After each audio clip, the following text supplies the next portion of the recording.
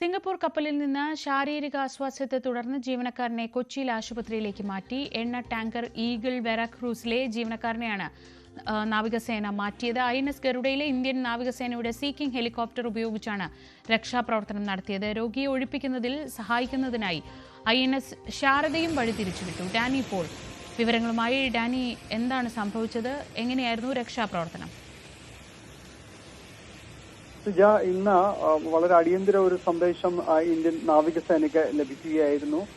Singapore പതാകയേന്തിയ tanker ഷിപ്പായ eagle വെറാക്രൂസിൽ നിന്നാണ് സന്ദേശം ലഭിച്ചത്. കാരണം ഒരു ജീവനക്കാരനെ കപ്പലിൽ നിന്ന് അടിയന്തരമായിട്ട് മെഡിക്കൽ ചികിത്സയ്ക്ക് വേണ്ടി മെഡിക്കൽ ഇവാക്യുവേഷൻ ആണ് അവർ ആവശ്യപ്പെടുകയും ചെയ്തത്. അതുകൊണ്ട് അടിയന്തരമായി ഇടപെടണമെന്ന് ആവശ്യപ്പെടുകയും ചെയ്തു. ഇതനുസരിച്ച് തന്നെ ഈ നേവി അതിന്റെ ഒരുക്കങ്ങൾ നടത്തുകയും മറ്റ് നടപടികളിലേക്ക് നീങ്ങുകയും ചെയ്തു.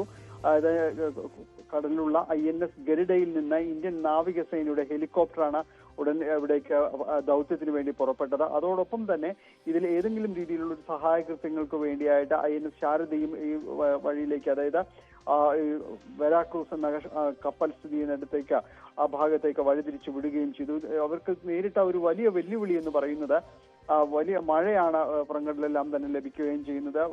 ശക്തമായ മഴ കാരണം ഇത് കൃത്യമായി ലാൻഡിംഗ് ചെയ്യുന്നതിന് അടക്കമുള്ള കാര്യങ്ങൾക്ക് തടസ്സമുണ്ടായിരുന്നു. എന്നാൽ അത് സാഹസികമായിട്ട് തന്നെ അത് പൂർത്തിയാക്കാൻ കഴിഞ്ഞു.